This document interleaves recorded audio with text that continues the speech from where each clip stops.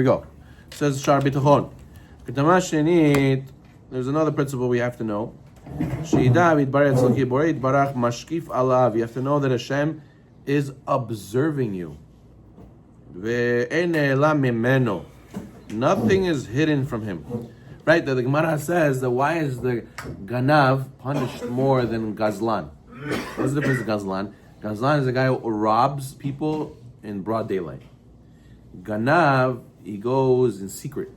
He busts into people's houses at night and robs them at night. So the Torah punishes the Ganav more severely than the Gazlan. Why? Because the Gemara says like this. The Gemara says, Gazlan, he's shoter. He doesn't care to steal from people's faces. But Ganav, you have sovis. You have a face. You don't want to steal from people in public. You're embarrassed of people. You're not embarrassed of Hashem. So Ganav gets smacked worse. He gets hit more, right? Because why are you going at night? Because you're scared of people. Why are you not scared of Hashem? You don't think Hashem sees. The Gemara says so much so that the Ganav is a contradiction. The Gemara says there's the Ganav's prayer. You know what the Ganav's prayer is? He goes and he stands before he robs the house. Hashem, you should give me haslacha. I should be able to break and fast. Find all the jewels right away. I should be able to in and out, clean job, no mess. I should be successful. He davens. The Gemara says he davens before he robs the house. You're davening to Hashem, so you should be successful to rob and do against Hashem's Torah. Yeah, that's how we could get to such a point, because we don't believe in Hashem's total hashgacha. We don't believe that Hashem sees everything. We think that some things, the guy goes to daven in the morning, he prays to Hashem, then he goes to work, and he plays monkey business at work. He goes and he curses. He goes and he looks at things he's not supposed to look at. How could you do that? Yeah, that's what happens to us. We get a ruach shtut. We think for a second, we have mental lapse. We think that Hashem doesn't see for a second, and we start doing monkey business. Therefore, he says we have to always remind yourself that Hashem always sees. The Baalei Musar say, whenever you do something, you always have to think in the back of your mind, imagine your father was standing right next to you. Imagine your Rebbe was standing right next to you. Imagine someone took out their phone and made an Instagram reel, a story of what you're about to do. And it would go everywhere. It would go viral. It would go everywhere. Everybody would see. You'll put it on one of those, pages of the news, the updates that people get. What would you say? You would think 1,000 times before you would do something. You would make it look, you push yourself to not let anybody say anything bad about you. You would do it the best way possible. That you shouldn't do the sin. You shouldn't look bad in people's eyes. So why do we do that only in that situation? We should always be walking around like that. You know why? Because Hashem sees. Because Hashem is always looking at everything we do. As it says, and from this, Hashem, from how Hashem sees you act behind closed doors, that's how Hashem will see if you really believe in Him with a full heart or not.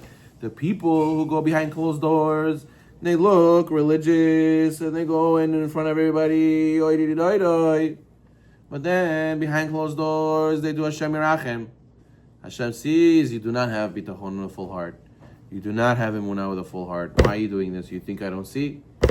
As it says in the Pasuk, Hashem Yodea Machshavot Adam Kihema Havel. It says in Tehillim chapter 94, Hashem knows the thoughts of man, and they are futile.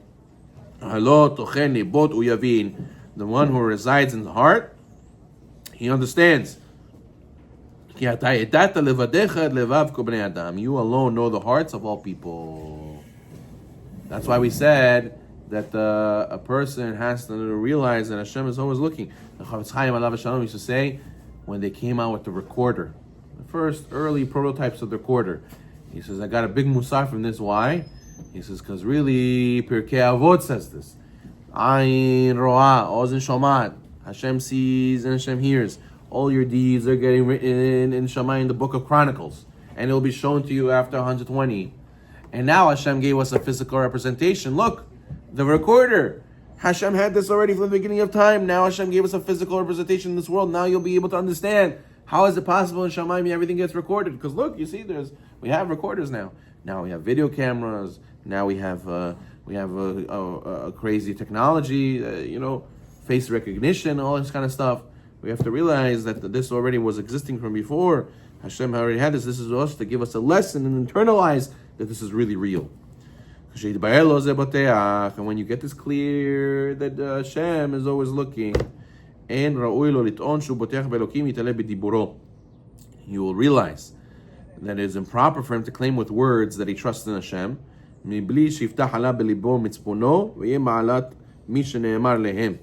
and then what you'll be able to say that you trust in Hashem, but without truly trusting in Him in his heart and in his inner thoughts.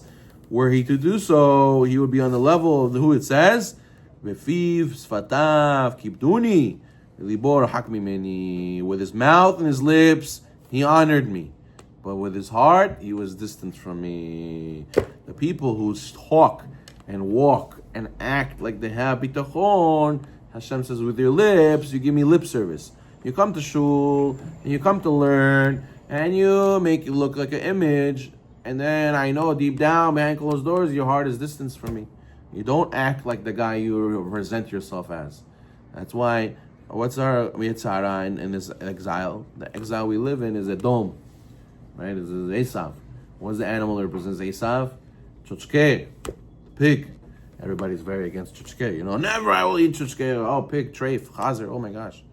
But then, what do you have to realize? Why are we so anti that?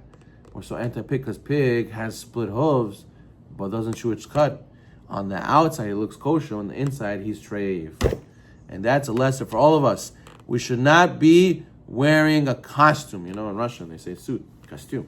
It's a costume. You cannot be wearing a costume. Purim, you wear costumes. Not all year round, you wear costumes. Then what? The person looks like he's religious, but he has no emunah, he has no bitachon. People ask him for help. He only cares about himself. He should grow a religion, and these people around him need skiru if he doesn't get involved with them. Then a person, he asks you for a loan. I don't have money for you.